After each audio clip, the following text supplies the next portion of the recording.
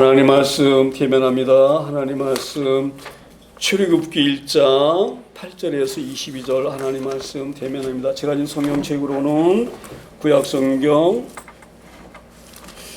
82면에 있습니다. 한 절씩 교독합니다. 제가 먼저 읽습니다.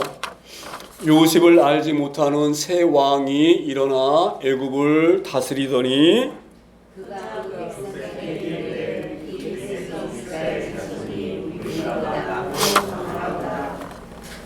자, 우리가 그들에게 대하여 지혜롭게 하자. 두렵건대 그들이 더 많게 되면 전쟁이 일어날 때에 우리 대적과 합하여 우리와 싸우고 이 땅에서 나갈까 하노라 하고,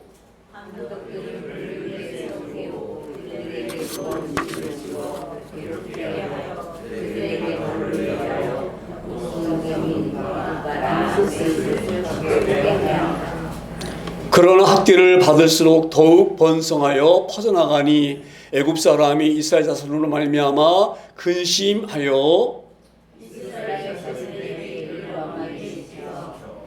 어려운 노동으로 그들의 생활을 괴롭게 하니 곧 흙이기와 벽돌 굽기와 농사 여러 가지 일이라 그 시키는 일이 모두 엄하였더라.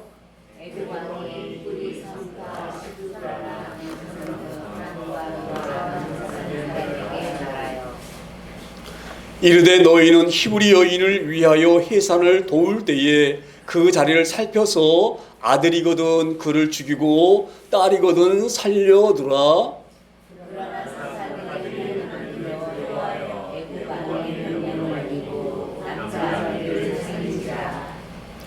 애굽 왕이 산파를 불러 그들에게 이르되 너희가 어찌하여 이같이 남자 아기들을 살렸느냐?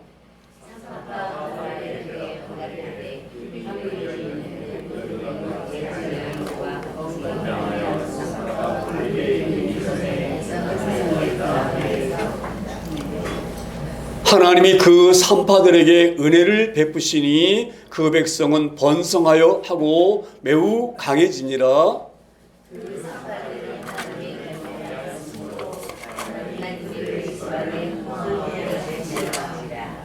22절은 함께 봅니다. 그러므로 바로가 그의 모든 백성에게 명령하여 이르되 아들이 태어나거든 너희는 그를 나일강에 던지고 딸이거든 살려두라 하였더라. 아멘. 우리가 지난주까지 창세기 말씀을 보았는데요. 창세기 우리가 15장에 보게 되어지면 그 헷불 언약이라 그래서 하나님이 아브라함과 약속하십니다. 아브라함에게 하나님이 찾아오셔서 이렇게 말씀하셔요. 아브라함아, 내가 너의 방패가 되어지고 내가 너에게 많은 상급을 주겠다 이렇게 하나님 말씀하시니까 아브라함이 그렇게 대꾸하잖아요. 그렇죠? 하나님, 제가 아들이 없는데 하나님께서 에게 많은 상급을 주시면 뭐합니까? 물려줄 자식이 없는데.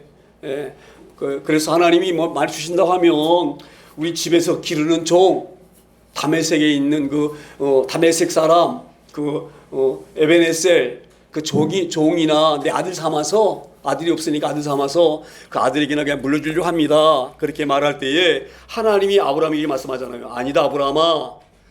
네 종은 네 씨가 아니다. 네 유업을 물려받을 자는 네 몸에서 나온 자손, 네 씨가 상속자지 그 종이 네 상속자가 아니다. 그렇게 말씀하잖아요. 그러니까 아브라함이 믿을 수가 없잖아요. 나이가 먹을 때까지 아이가 안 생겼는데 어떻게 아이가 있겠어요. 그렇죠? 그래서 이제 이렇게 아브라함이 의심하니까 아브라함 불러서 하늘의 별을 봐라. 너 저 별 셀 수 있냐? 별 못 세지? 저렇게 별을 셀 수 없을 만큼 내 많은 아들 줄 거야. 그렇게 하시고 그 아브라함이 그거를 믿지 못하니까 그러다가 계약서 쓰시죠? 그 헷불 언약이라고 제가 말씀드렸어요. 헷불 언약. 그러니까 하나님께서 아브라함이 믿을 수가 없는 거예요. 인간적으로 도저히 날 수가 없어요. 나이도 많이 먹고 이제 아이를 가질 수가 없는 상태인데 자꾸 그렇게 말씀하시니까 믿지 못하니까 그러면 나하고 계약서 쓰자. 그래가지고 그 계약서가 무슨 계약서예요? 짐승을 잡아가지고 가르잖아요. 그렇죠? 나는 꼭 지킬 거야. 약속 지킬 거야. 그러니까 약속 내가 많이 못 지키면 짐처럼 내가 쪼개질 거야. 알았지? 그리고 집을 쪼개놓고 이제 약속을 했는데 밤이 되니까 햇불이 그 아이를 왔다 갔다 하고, 햇불이 바로 뭐냐면 하나님의 영이에요. 하나님의 영. 하나님께서 왔다 갔다 하시는 거예요. 그렇게 약속을 하신 거예요. 그 약속을 이루시려고 하나님께서, 자, 우리 하나님께서 제가 오늘도 신실한 하나님 찾아드렸죠? 복음성가. 우리 하나님은 제가 말씀드렸던 것처럼 한 번 약속하신 언약은요, 절대 어기지 않으셔요. 그러니까 창세기 15장에 이렇게 아브라함과 약속하셨던 후손을 많이 주시겠다 약속하신 그 약속 이루시려고 우리 하나님께서 요셉을 애굽의 총리로 세웁니다. 어떻게 세우느냐? 창세기 우리가 30장 보게 되지면 요셉이 꿈을 꿔요. 요셉이 꿈을 꾸는데 자기가 들여나가서 곡식단을 다 형제들이 이렇게 막 추설해가지고 묶는데 형제들의 그 곡식단이 자기 단에게 다 절을 하는 거야. 그러니까 요셉이 형들한테 자랑을 해. 형님들 들어보세요. 형들하고 나 이렇게 곡식단을 다 묶었는데요. 형님들 곡식단이 다 나를 향해서 절을 했어요. 그러니까 형들이 기분 좋겠어요? 이 어린 동생이 그런 얘기를 하니까 기분이 나빠했는데 거기다 어울려서 뭐라고 얘기를 하느냐. 또 꿈을 꿔보니까 해와 달이 나에게 절을 했어요. 그게 바로 뭐예요? 어머니 아버지도 자기에게 절했다는 거예요. 그러니까 형들이 얼마나 기분이 나쁘겠어요. 그렇지 않아도 그 야곱이 요셉을 편애했거든요. 많은 12아들 중에서 요셉을 굉장히 이뻐했어요. 그래서 채색옷 입히고 맛있는 음식을 요셉만 주고 이랬거든요. 그러니까 그렇지 않아도 요셉을 편애하니까 기분이 나빴는데 거기다가 꿈 얘기를 하니까 얼마나 기분이 나쁘겠어요. 그렇죠? 그런 상태에서 야곱이 이렇게 말합니다. 형들이 이제 들에 나가서 양을 치고 있는데 요셉아, 네 형들이 지금 들에서 양을 치고 있는데 양을 잘 치고 있는지 또는 무슨 일이 있지 않는지 가서 보고 와라. 그렇게 이 요셉을 보냅니다. 형들에게. 그래서 이제 요셉이 이제 형한테 가는데 멀리서 보니까 요셉이 오고 있거든요. 형들이 양을 치다가 보고 있으니까. 그러니까 이제 형들이 뭐라고 말합니까? 야, 저 꿈쟁이 오고 있다. 꿈쟁이. 기분 나쁜 놈이 오고 있다. 저런 가만히 놔두면 안 되겠다. 지 꿈이 정말로 지가 우리에게 절 받는 그런 그 꿈이 이루어지지 안 이루어지는지 보자. 그러면서 오는 걸 갖다가 이렇게 꿈입니다. 음모 꿈입니다. 저 요셉이 오게 되지면 구덩이에다 쳐넣어 죽여버리자. 응? 저 못된 놈 아니야?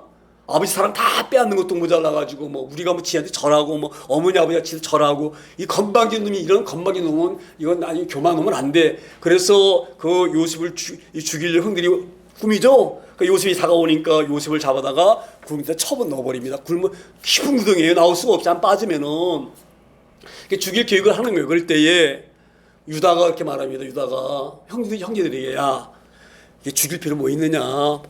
어찌되고 우리 형제인데, 필라는 형제인데, 그러니까 지나가는 이스마엘 상인들한테 노예로 팔자. 그래가지고 끄집어내가지고 노예로 팔아버리죠. 돈 몇 푼 받고. 그래가지고 보디발 장군 집으로 노예로 팔려가잖아요. 요셉이. 그렇죠? 요셉이 팔려가는데 그 보디발 장군 집에 그 요셉이 들어가니까 요셉이 들어오자마자 그 집이 물질이 많이 생기고 막 부자가 되는 거예요. 그러니까 보디발 장군이 야, 대단한 아이구나. 여기에 이 아이가 섬긴 하나님이 놀라신 분이구나. 이걸 알고 모든 거 다 맡기잖아요. 요셉에게. 야, 앞으로는 내 집안일 네가 다 책임져. 총 책임져가지고 네가 다 다스려. 그렇게 요셉에게 맡기죠. 그런 상황이었는데 보디발 장군 그 부인이 요셉이 예쁘게 생겼으니까 어떻게 합니까? 살살 옆구리 찌르죠.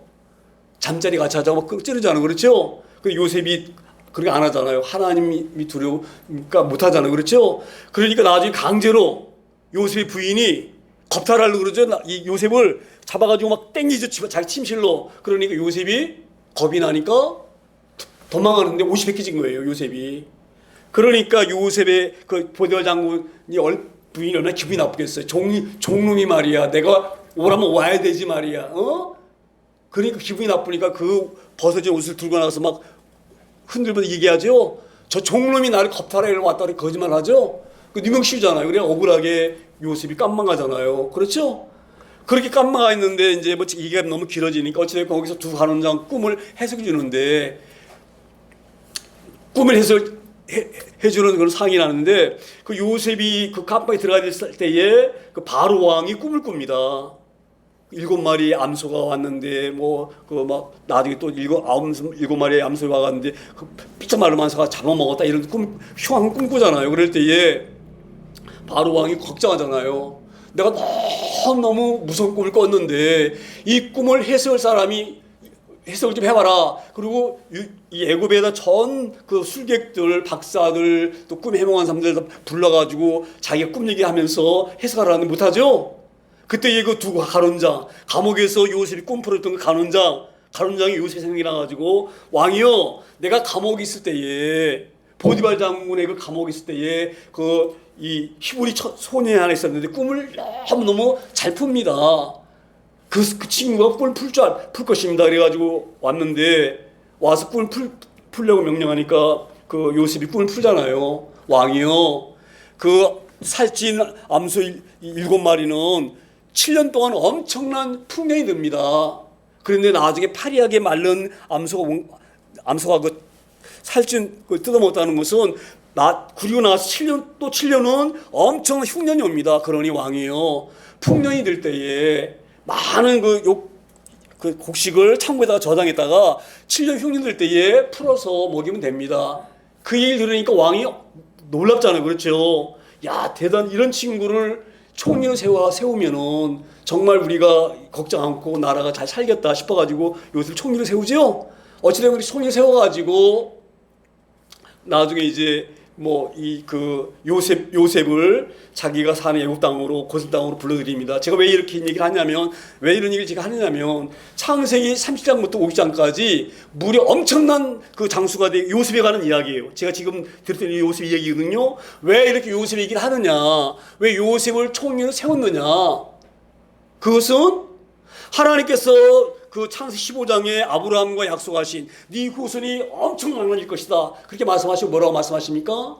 많아지는데 그냥 많아지는 것이 아니라 아브라함 네 후손들이 400년 동안 다른 나라에서 종살이 할 것이다, 노예로. 그래서 많은 민족이 이루어지게 되지면 내가 이끌어낼 것이다, 그렇게 약속하셨어요. 언제? 창세기 15장에서. 그 약속을 하나님께서 이루시려고 요셉을 뭐예요? 총리로 만드신 거예요.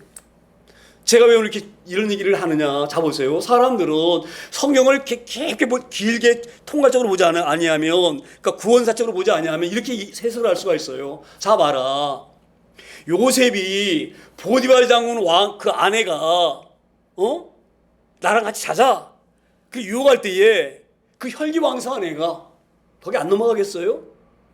넘어갈 수가 있어요. 왜? 그렇게 보디발 장군 아내라고 하는 건 막강히 힘갖고 있는 사람이 얘기하는 것이고, 그러니까 안 넘어갈 수 없는, 그 욕이 안 넘어갈 수 없는 거예요. 근데 봐라, 요셉이 하나님을 너무 경외하기 때문에 그렇게 안 넘어가잖아. 그러니까 하나님께 축복하셔가지고 요셉이 총리가 됐어, 이렇게 우리가 이해할 수가 있는데, 성경은 그런 얘기가 아니에요. 요셉이 보디발 장군 왕의 그 아내에게 유혹이 안 넘어가고 하나님을 잘 경외했기 때문에 하나님이 요셉을 애굽의 총리로 세웠다, 이게 아니에요. 하나님이 요셉을 애굽의 총리로 세우신 것은 하나님이 창세기 15장에 말씀했던 것처럼 네 후손이 400년 동안 다른 나라에서 종살이 할 것이다. 왜? 너희가 조그만하게 있으면은 큰 민족을 이룰 수가 없어요. 큰 나라의 보호알이 있어야지만 민족을 이룰 수가 있는, 그렇게 민족을 이루시려고 요셉을 애굽의 총리로 세우셔가지고 그 야곱의 식구 66명이 내려오거든요. 그 고생 땅에 내려와가지고 엄청난 인구를 만드시기 위해서 그 얘기를 하시려고 창세기 30장부터 50장까지 계속 요셉 얘기를 길게 아주 하신 거예요. 할렐루야. 이 말씀 우리 잘 깨달으실 줄 압니다. 오늘 그래서 오늘 8절 시작되어지는 거예요. 요셉을 알지 못하는 새 왕이 일어나 애굽을 다스리더니. 자 보세요. 요셉을 알았던 그 왕조는요, 애굽의 17조 왕조예요. 히속소 왕조라고. 그러니까 이 히속소 왕조가 그 요셉을 총리로 세웠거든요. 그런데 그 다른 그 혈통을 가진 그 민족이 내려와가지고 아모스라는 왕이 있어요. 아모스 왕이 내려와가지고 히스 왕조를 쳐부십니다. 그래서 새로운 왕조 생긴 거예요. 새로운 왕조가. 이게 무슨 말이냐면 우리가 고려 다음에 이 신라가 상통일 해가지고 통일신라가 이루어지죠. 그 왕도 바뀌잖아요. 그렇죠? 그와 마찬가지예요. 그러니까 요셉을 알지 못하는 새로운 왕조가 태어난 거예요.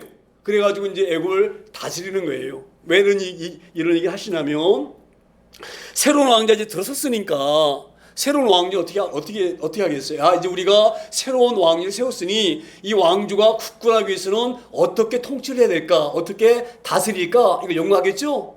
그래서 이제 구절이 시작되어지는 거예요. 구절에 이렇게 되어집니다. 구절 옮기세요.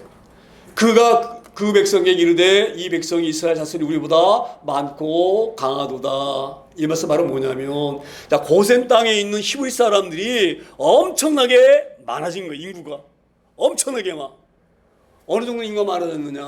이때에 그 요셉이 애굽에 총리를 있을 때에 그 야곱이 그 고센 땅으로 이민 왔을 때가 몇 명이 왔느냐면 야곱의 열두 아들에다가 12아들이 난 손자들 그 다 합해가지고 66명이 내려왔어요. 거기다가 지금 애굽에 있는 요셉과 요셉의 아내, 그 다음에 요셉의 두 아들 에브라임과 므낫세 4명 합해가지고 전부에서 70명이었었는데 이 당시에 이 지금 그 왕자 바뀌었을 때는 이 고센 땅 인구가 얼마나 많았느냐. 대략적으로 한 120만 명에서 150만 명 정도로 인구가 불어난 거예요. 엄청난 인구입니다. 지금 경기도 인구가 얼마인 줄 아세요? 경기도 인구가 지금 현재 137만 정도 된다 그래요. 그러니까 경기도 인구보다 더 많을 정도로 히브리 사람들이 고센 땅에서 엄청난 믿음을 이룬 거예요. 하나님이 말씀하신 그대로 이루어지는 거예요. 아브라함이 약속하신 15장에 약속하신 약속이 이루어지는 거예요. 그래서 이제 많아지니까 이 아모스 왕이 이런 생각이 든 거예요. 야, 큰일 났다. 이렇게 많아지면은 어렵잖아요. 그렇죠? 이 민족들이 우리보다 많을 수도 있는 것이고, 왜냐하면 아주 민족이 굉장히 많이 막 불어납니다. 그러니까 이 왕이 어떻게 생각했냐면, 야, 잘못했다가는 히브리 사람들이 더 많을 수 있겠다. 그런 생각이 든 거예요. 그래서 10절에 이렇게 말씀이 읽어갑니다. 10절에 자, 우리가 그들에게 대하여 지혜롭게 하자 드릴 건데 그들이 더 많게 되면 전쟁이 일어날 때에 우리 대적과 합하여 우리와 싸우고 이 땅에서 나갈까 하노라. 이게 어떤 말씀이 이런 말씀이에요. 지금 이 아모스 왕이 새로운 이제 히스 왕조를 무너뜨리고 왕조를 세웠잖아요. 그런데 이제 겁이 나는 거예요. 왜? 이 왕조라는 건 그 영원한 왕조가 없습니다. 강한 사람이 나타나면 깨지는 거예요. 그러니까 이 아모스 왕이 어떻게 하면 지금 우리가 새로운 왕조를 세웠는데 다른 데에 우리가 깨지지 않고 침략당하지 않냐고 강한 나라를 세울까 이런 생각을 한 거예요. 그 당시에는 그 팔스탄 위쪽으로 보면 티그리스 강과 유브라스 강 그 위쪽으로는 엄청 문명이 발달되었는데 거기 사람들이 막 엄청난 세력이 커지고 고센 땅에도 많은 사람들이 세워지고 그렇게 되니까 이 아모스 왕이 얼마나 겁이 나겠어요. 그렇죠? 잘못했다가는 큰일 나겠구나. 이 히브리 사람들 이대로 둬서는 안 되겠구나. 이런 생각이 든 거예요. 이 히브리 사람이 그대로 뒀다가는 그 위에 티브리스 강이라든지 또 그 유브라데스가 있는 그쪽 유역에 있는 사람들 내려와가지고 이 고센 땅에 있는 히브리 사람과 연합해가지고 자기들 쳐들어오게 되지면 자기들은 깨지는 거예요. 그럼 왕조 무너지잖아요. 안 되잖아요. 그러기 때문에 이 아모스 왕이 어떤 생각이 했느냐. 11절에 이렇게 말씀 읽어갑니다. 11절에 감독들을 그들 위에 세우고 그들에게 무거운 짐을 지고 괴롭게 하여 그들에게 바로를 위하여 국고성과 비듬 나함샘을 건축하자. 이게 이런 말씀이에요. 이들을 가만히 놔두면 안 되니까 어렵게 만들어가지고 더 이렇게 그 히브리 사람들이 많아지지 않도록 하기 위해서는 일을 시키자. 그런데 일을 시키는데 가능하면 적들이 이 공격할 수 없도록 성 쌓는 데에 우리가 투입하자. 그래서 지금 우리 보게 되지면 그 국고성과 비듬 나함샘을 건축하게 된 거예요. 저는 이 대목에서 어떤 생각이 들었느냐. 우리 하나님은요 너무 좋으신 하나님이셔요. 자 보세요. 지금 원래 히브리 사람들은 고센 땅에서 뭘 한 사람들이냐면요 양치는 사람들. 원래 바로 왕이 요셉이 국무총리일 때 이렇게 물어요.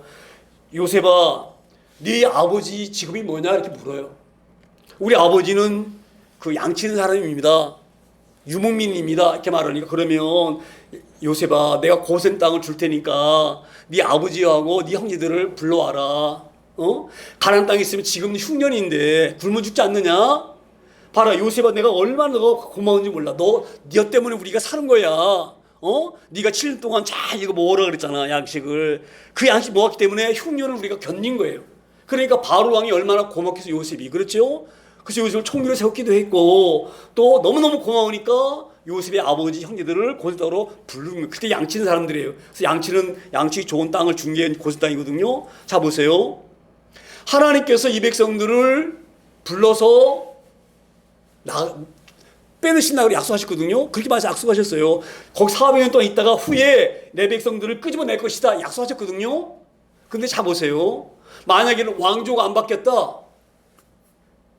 계속 지금 그 히소스 왕조가 있어가지고 그 요셉의 그 자녀들을 살펴줬다. 그럼 이 사람들이 고센에서 나오겠어요? 애굽에서 나오겠어요? 안 나오는 거예요. 오늘 왜 제가 이렇게 장황하게 말씀을 드리느냐? 자 보세요. 이 사람들이 살기 편하니까 눌란일 수가 있어요. 고센 땅에. 근데 하나님 뭐라고 약속하셨어요?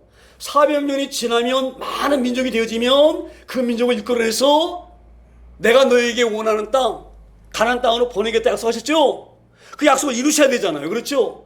그래서 하나님께서 그 아모스 왕을 세워가지고 히스 왕을 전쟁에서 이기게 하시고 새로운 왕이 나오게 하시고 그 새로운 왕이 나와서 이 히브리 사람들 괴롭히고 이게 다 하나님 역사하시는 거예요.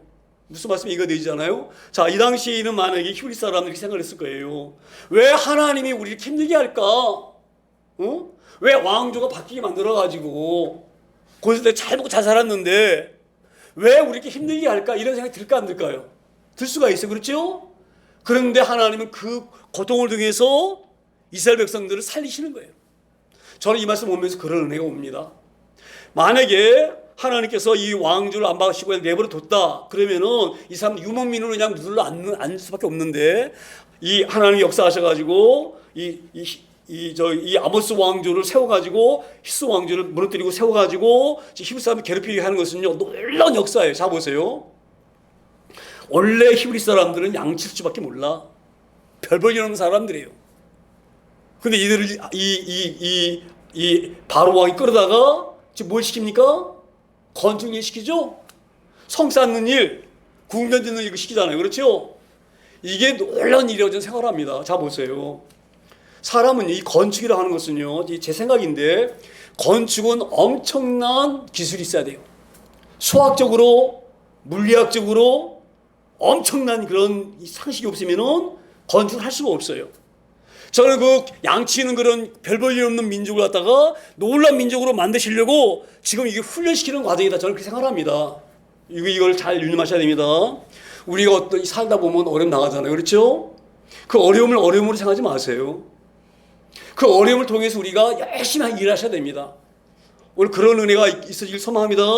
하나님께서 그 별 볼 일 없는 히브리 사람, 고센 땅에서 양만 치는 그런 사람들을 어찌되었건 지금 바로 왕은 이 못 살게 하려고 좀 이런 일을 벌이고 있지만 실제로 보게 되어지면 이 일은 히브리 사람들에게 놀란 일이기도 하고 고마운 일이기도 한 거예요. 그래서 양치던 사람들이 와서 그 건축하는 일에 투입되어가지고 이 모양 기술도 손에 익히고 나중에 그런 일들이 전부 하나님 나라를 세우는 데에 굉장히 귀하게 쓰임받습니다. 성막 지을 때도 쓰임받고요. 하나님은 그렇게 놀라운 역사하신 분이셔요. 그러니까 우리가 이 땅에 살면서 간혹 그런 마음이 들 때가 있어요. 왜 우리가 하나님의 사람인데 이렇게 어렵냐? 그 어려움 속에 사람이 일하시고 계시는 거예요. 그렇게 아시고 우리가 잘 견디시길 소망합니다. 그리고 우리에게 닥쳐온 일들을 갖다가 기쁨을 하셔야 돼요. 저는 늘 강조하는데요. 믿음의 사람들은 먹고 살기 위해서 일하는 사람 바보예요. 그렇게 사는 사람 불행한 사람이에요. 내가 어떤 직장일을 한다? 직장일이 네게 기쁨이 돼야 돼. 그 일을 어떻게 하면 더 발전시킬까? 어떻게 하면 더 연구할까? 쉽게 말하면은 양치는 사람으로 머물러 있는 것이 아니에요. 우리는 할렐루야. 최대한 우리에게 하나님의 놀라운 그러한 재능과 배운 그런 것을 가지고 활용해서 노력하고 그런 데 힘을 써야 되는 거예요. 그렇게 살기를 소망합니다. 그러니까 믿음의 사람들은 일할 때에 단순히 먹고 살기 위해서 일한다. 그런 목적으로 살지 마세요.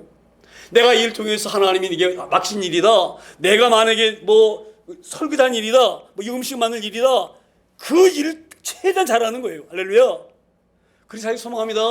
오늘 하나님 그렇게 역사하시는 줄 믿습니다. 그래서 어찌되었건 양치던 이 사람들 불러다가 이렇게 노동을 이런 건축하는 일을 시켰는데 12절에 보게 되지만 이렇게 말씀드려요. 12절에 그러나 학대를 받을수록 더욱 번성하여 퍼져나가니 애굽 사람이 이스라엘의 자손으로 말미암아 근심하였다. 자 보세요. 지금 바로 왕은 고센 땅에 양치고 있는 사람들 끌어다가 막 건축하는 일 시키고 막 노동 일 시키고 그러면은 힘들어가지고 인구가 이제는 더 안 불안할 줄 알았는데 오히려 뭐예요? 더 많이 불안해요. 더 많이 불안해요. 전 이걸 보고 야 이게 이 노동이라는 것이 운동이구나. 할렐루야. 더 건강해가지고 아이를 더 잘 낳는 거예요. 양치 때보다 그렇게 되어지니까 이 아모스 왕, 이 당시는 아모스 왕이고 이제 출애굽할 때는 이제 투투모스 왕조로 바뀌는데 그 왕이 아들로 바뀌는데 어찌되건 이 아모스 왕일 때에는 아모스가 그런 머리 쓴 거예요. 내가 지금 새로운 왕조를 세웠는데 이 왕조가 잘 살기 위해서는 어떻게 해야 되느냐? 어떤 정책을 써야 되느냐? 성도 써야 된다. 그러면은 히브리 사람들이 데려다 성사차, 루암세차 이렇게 자기 남들 머리를 썼는데 오히려 이것이 히브리 사람들에게는 득이 되어지고 그것이 더 좋아지게 되어진 거예요. 그러니까 안 되겠다 싶어가지고 어떻게 하면 이 꽁수를 써가지고 히브리 사람들을 우리게 이 인구가 많이 나는 것을 억제하고 할까 그렇게 13절에 이렇게 말씀해 갑니다. 13절에 이스라엘 자손에게 일을 엄하게 시켜. 자 보세요. 이제 노동 일을 그렇게 건축하는 일을 갖다가 만 8시간 시켰다고 하면 안 되겠다. 더 빡세게 해가지고 더 힘들게 하자. 그래서 인구가 더 이상 불하지 않도록 하자. 이렇게 아주 악한 생각을 하게 되어진 거예요. 자 보세요. 하나님을 알지 못한 사람들은 이렇게 악해지는 거예요. 자 보세요. 제가 이거 보면서 어떤 마음을 느꼈느냐. 지금 요즘 쿠팡 사건 때문에 얼마나 힘듭니까? 쿠팡 문제 일어났죠? 쿠팡하다가 막 너무 일 시간이 많이 길어져가지고 어떤 일이 일어났나요? 직원들이 막 죽었지요? 피곤으로? 마찬가지예요. 일을 많이 시키지면 과로해서 죽고 또 아이도 많이 못 날 것 같고 그러니까 일 엄하게 시키다는 일은 그 얘기예요. 예를 들어서 8시간 일을 시킬 거를 12시간 시키고 막 19시간 시키고 이렇게 시키는 거예요. 왜? 인구가 늘어나면 안 되잖아요. 예? 죽여야 되잖아. 히브리 사람들 죽여야 되잖아. 망하게 만들어야 되잖아. 이런 악한 생각으로 일을 엄하게 시킨 거예요. 엄하게 시켰는데 자 보세요. 하나님이 어떻게 하나님은요 그래도 그 민족을 보호하시. 자 보세요. 아브라함에게 나타나서 뭐라 말씀하셨어요? 아브라함아 내가 너의 방패 되어줄 것이다. 이 말은 뭐예요?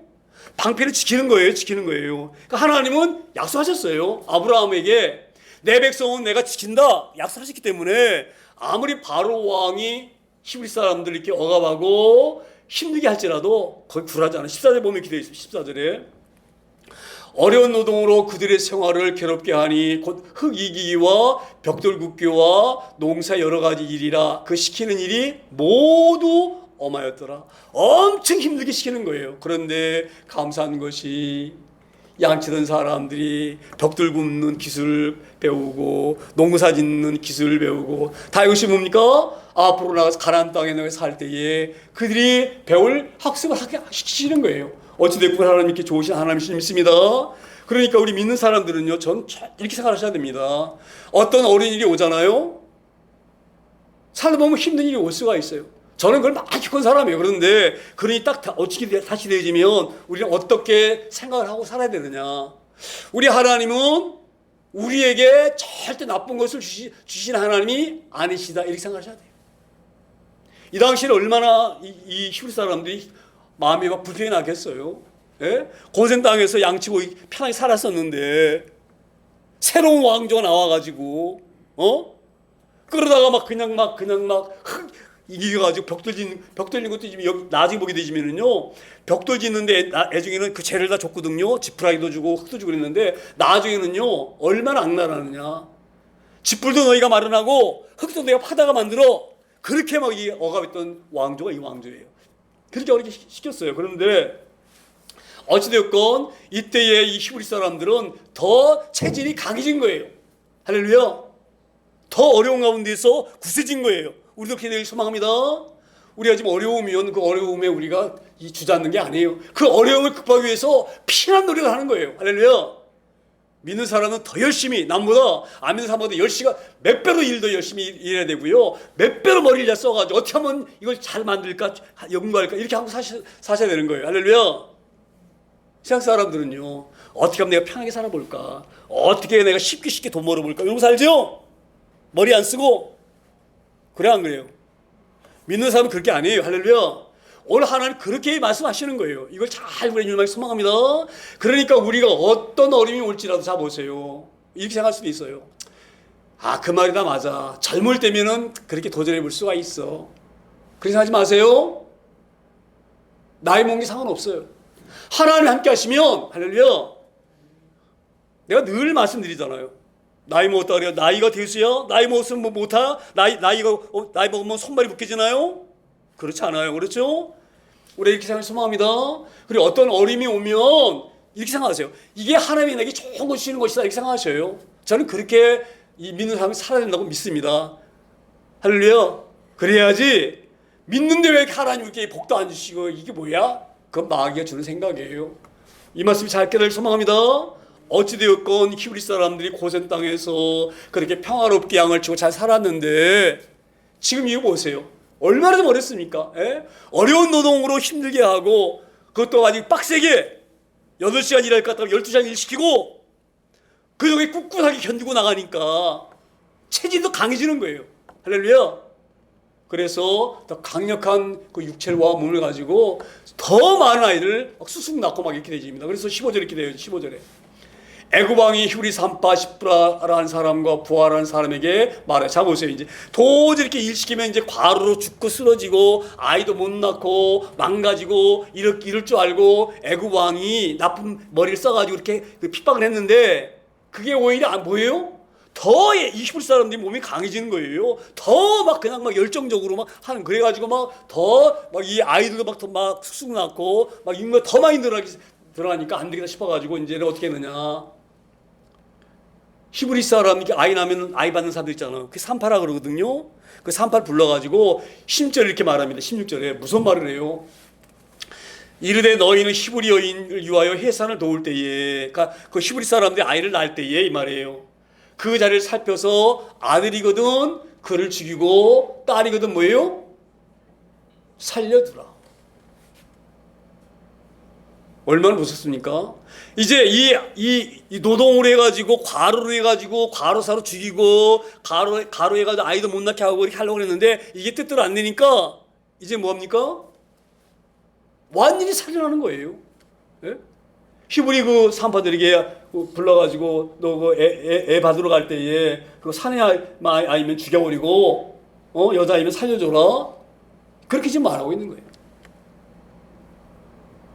자, 이걸 보면서 지금 이 애굽은 우리가 성경적으로는 이 사단을 우리가 의미하거든요. 이 사단이요. 잘 생각하셔야 됩니다. 이 사단은요, 악하기가 그지없는 게 사단이에요. 이거 잘 생각하셔야 됩니다. 그래서 이 사단이 얼마큼 극악한 존재인지를 오늘 이 본문을 통해서도 보여주는 거예요. 이거 이길 수 없는 일이에요. 그런데 17절에 이 하나님이 이렇게 역사하십니다. 17절에 그러나 산파들이 하나님을 두려워하여 애굽 왕의 명령을 어기고 남자아기들을 뭐예요? 살린지라. 자 보세요. 히브리 사람들이 하나님을 알아요. 히브리 사람들은 하나님이 어떤 분이신지 너무너무 알아요. 그러니까 이 히브리 산파들이 애굽 바로 왕보다 누가 더 무서워요? 하나님이 더 무서운 거예요. 바로 왕에게 명령했지만 하나님이 더 무서운 거예요. 하나님 앞에 범죄할 수가 없어요. 그것도 그냥 범죄가 아니에요. 사람을 죽이는 범죄예요. 이걸 할 수가 없는 거예요. 그래서 이 히브리 산파가 남자아이 낳는 것을 참 못 지키고 살려줍니다. 그런데 아마 이런 경우도 있었던 것 같아요. 워낙 이 히브리 사람들이 노동으로 이 체력이 단련돼 가지고 아이도 막 쑥쑥 자랐던 것 같아요. 그러니까 이 18절 보면 그게 설명되어 있습니다. 18절에 애굽 왕이 산파를 불러 그들에게 이르되 너희가 어찌하여 이같이 남자아기들을 살렸느냐. 이렇게 지금 애굽 바로 왕이 히브리 산파들에게 질책 아니고 따지니까 이 산파들이 이렇게 말합니다. 19절에 이렇게 말을 해요. 19절에 산파가 바로에게 대답하되 히브리 여인은 애굽 여인과 같지 아니하고 건장하여. 왜 건장합니까? 예? 노동일로 막 몸이 막 달려있는 사람들이에요. 예? 그 척박한 그런 환경에 살았기 위해서 막 애썼기 때문에 체질적으로 아마 이렇게 강했던 것 같아요. 그래가지고 이렇게 얘기하잖아요. 그 히브리 여인들은 건강해가지고 산파가 그들에게 딱 아기나다 소리 듣고 가보면 벌써 나와버렸더라. 근데 그 낳았는데 어떻게 깽 우는 아이를 죽일 수가 있습니까? 나온 아이는 그냥 아직 숨을 안 쉬니까 딱 죽일 수가 있지만 어떻게 이렇게 할 수가 있습니까? 이렇게 얘기할 수가 있는데 지금 바로 이 변명하고 있는 거예요. 어떻게 이 살아가지고 눈을 똑똑 뜨고 있는 아이를 갖다가 죽일 수가 있습니까? 가리가 이미 나버렸습니다. 그래서 차마 죽이지 못했습니다. 이렇게 지금 이 히브리 산파들이 바로 왕에게 말을 믿습니다. 근데 바로 왕이 20절에 다시 이렇게 말을 이어갑니다. 20절에 하나님이 그 산파들에게 은혜를 베푸시니 그 백성은 번성하고 매우 강해지니라. 차 보세요. 하나님은요, 아브라함이 약속하셨어요. 고센 땅에서 너희 후손들이 어마어마하게 많이 불할 것이다. 우리 하나님이 약속하신 것을요, 결코 파괴하지 않으셔요. 그래서 하나님이 그렇게 히브리 산파들에게 은혜 주시고 또 어찌됐건 이렇게 보호하시고 요셉을 통해서 고센 땅으로 오게 만드시고 그래서 엄청난 민족을 이루게 하신 줄 믿습니다. 그 백성이 번성하고 매우 강해진다고 하는 것은 우연히 일어난 이런 그 사건이 아니에요. 이것은 하나님이 창세기 15장에 아브라함과 약속하신 그 언약, 햇불 언약을 온전하게 이루시기 위해서 행하신 일이 있습니다.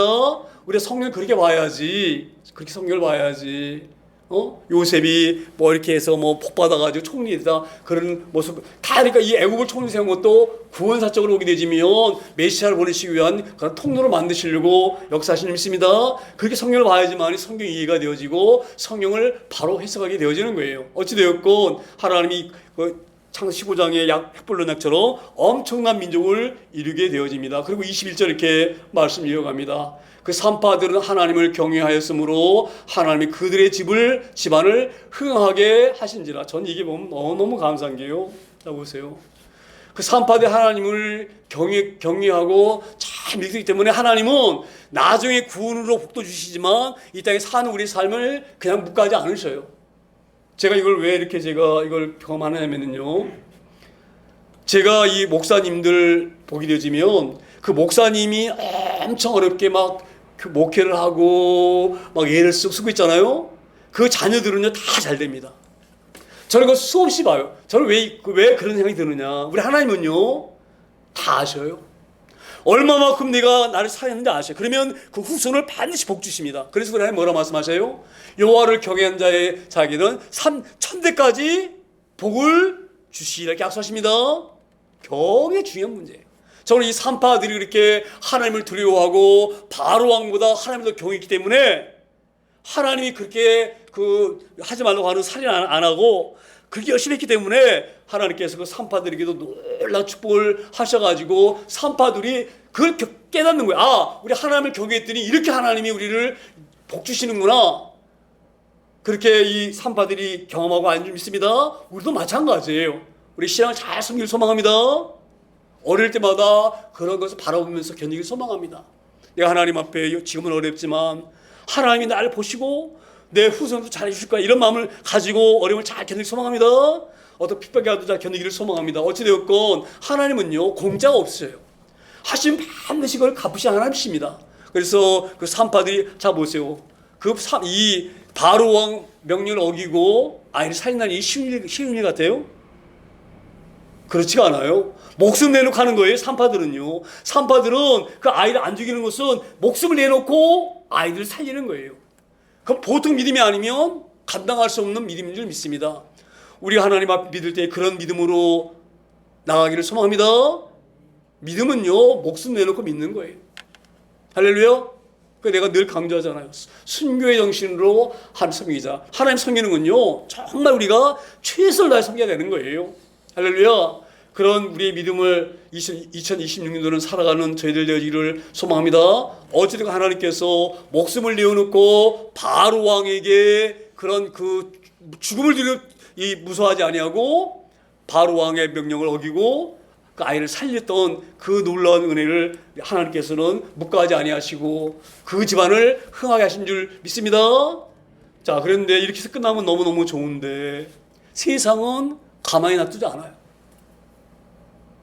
집요하게 끝까지 믿는 사람들을 괴롭힙니다. 끝까지 끌어내려고. 그래서 22절 이렇게 말씀이 22절에 그러므로 바로가 그의 모든 백성에게 명령하여 이르되, 이제 보세요. 히브리 산파하게 맡기면 안 돼. 같은 민족이니까 안 돼. 그래서 바로가 마지막으로 명령합니다. 히브리 산파에게 맡겨뒀더니 지들 민족이라 그래가지고 살려두고 뭐 갔더니 이미 나왔는데 어떻게 죽일 수가 있느냐. 그래서 못 쓰겠습니다. 요따위 소리나 하고 안 되겠다. 최후의 수단을 쓰자. 그래서 그 최후 수단이 바로 뭐냐? 자기 백성들에게 명령하는 거예요. 이 히브리 사람들에게 말하지 않아요. 그러므로 바로가 그의 모든 백성에게, 자, 너희 살다가 네 옆집에 있는 히브리 사람이 아이를 낳잖아. 그 낳으면 그 아이를 어떻게 하라고요? 나일강에다가 던져버려. 그렇게 법을 만든 거예요. 얼마나 악랄하고 얼마나 무섭습니까? 저는 이걸 보면서요, 사단이 얼마나 집요하고 얼마나 우리를 끝까지 물고 늘리는지 모른다. 자, 여기서 자 보세요. 만약에 바로가 이런 명령을 한다고 하면은 히브리 사람은 여기서 완전히 무너져야 되는 거예요. 그런데 히브리 사람들은 이런 굴곡에도 무너지지 않습니다. 왜 무너지지 않는지 아세요? 하나님이 창세기 15장에 약속했던 그 언약을 이 히브리 사람들은 꽉 믿기 때문에 어떤 어머니가 와도 여기에 굴복하지 않는 거예요. 우리가 그런 마음으로 살기를 소망합니다. 제가 늘 말씀드리잖아요. 사람들은 자기의 환경에 따라서 약속했던 것을 바꾸기도 하고 파기하기도 하고 합니다. 하나님은 절대 그러지 않으셔요. 우리의 약속을 꽉 붙들길 소망합니다. 우리 약속을 붙들고 살아가면서 때로는 우리가 정말 왜 하나님 이렇게 일을 하실까? 왜 이렇게 고난 가운데 있는 우리를 갖다가 방치하고 그냥 내버려 두실까? 이렇게 생각하지만 그건 절대 그런 방치나 방관이 아닙니다. 그 뒤에 하나님 일하심이 계신 줄을 믿고 어떤 어려움이 와도 그 어려움을 잘 견딜 수 있는 우리가 되어지기를 소망합니다.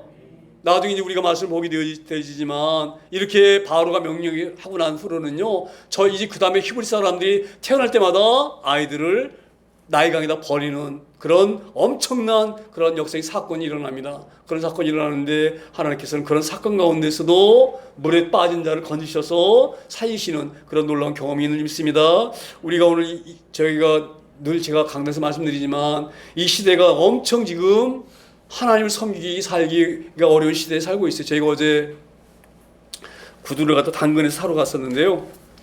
이 칠도에 어제 늦은 시간에 갔었는데 그 이제 물건 사가지고 딱 내려오는데 엘리베이터 나오다가 그런 얘기를 했어요. 자기가 교회 다니는데 그분이 제가 교회 다니는 사람입니다. 그러세요? 저도 개척교회 그냥 목회하고 있는데 그랬더니 깜짝 놀래가지고 그럼 목사님이세요? 그 얘기가 된 거예요. 그래가지고 이제 왔는데 제가 밤늦게 걸어서 갔거든요. 거리가 얼마 안 되기 때문에 목사님 제가 차로 태워다 드릴게요. 그래서 차를 타시라고 하고 진짜 걸어가도 된다고 그랬더니 그냥 타시라고. 차 안에서 어떤 얘기를 하냐면 이런 얘기를 해요. 목사님 교회가 다 썩었습니다. 딱 그러는 거예요. 제가 그 말 들으니 얼마나 마음이 아프겠어요. 그래서 제가 그분한테 그랬어요. 다 그런 게 아닙니다.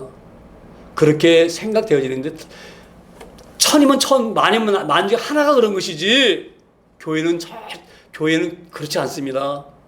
그러니까 그분이 얼마나 상처를 받았으면 그런 얘기를 하겠어요. 교회가 썩었다? 믿는 사람들이 그런 얘기를 하는 거예요. 그럼 자기가 우리 형도 목사님이시고 자기 조카도 미국에서 목회를 하고 그런 얘기를 하면서 그런 얘기를 하는 거예요. 얼마나 마음이 아픈지. 절대 그렇지 않습니다.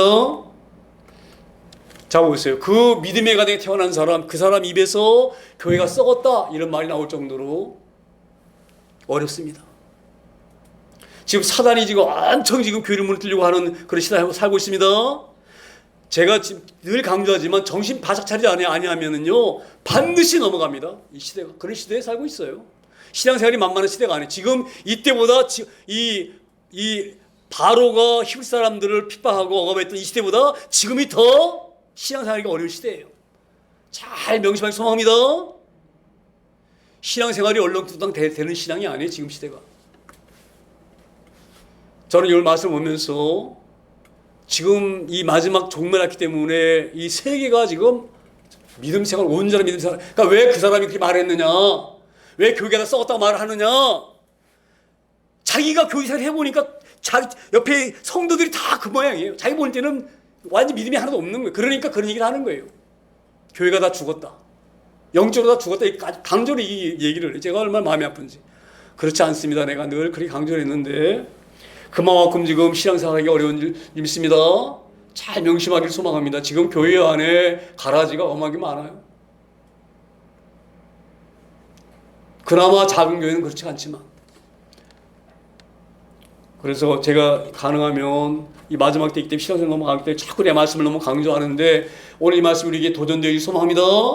아무리 세상이 바로 왕처럼 그렇게 죽이려고 하고 그렇게 끝까지 그런 괴기를 쓸지라도 거기에 우리가 딱 명심할 것은 하나님은 나를 보호하고 계신다. 어떤 어려움이 와도 이 어려움을 통해서 내 믿음을 꺾을 수가 없다. 그런 귀한 강으로 우리가 그런 마음으로 신앙생활을 우리가 전념하기를 소망합니다. 그런 투자한 마음으로 살기를 소망합니다. 조금 약하다 해서 넘어지고 쓰러지고 그러는 것이 아니라 끝까지 하나님 약속 붙들고 하나님 결코 우리를 버리지 않으신다고 하셨다. 그 말씀 붙들고 어떤 어려움이 와도 오늘 바로 왕처럼 이렇게 히브리 사람들이 핍박하고 확대하고 그 신앙을 여호와 신앙 무너뜨리려고 하는 그 악랄한 교회를 아무리 펼지라도 거기 불하지 아니하고 꿋꿋이 그 버텼던 히브리 사람들의 그 믿음처럼 그런 우리의 그런 귀한 믿음으로 이 마지막 시대의 승리의 삶을 살기를 소망합니다.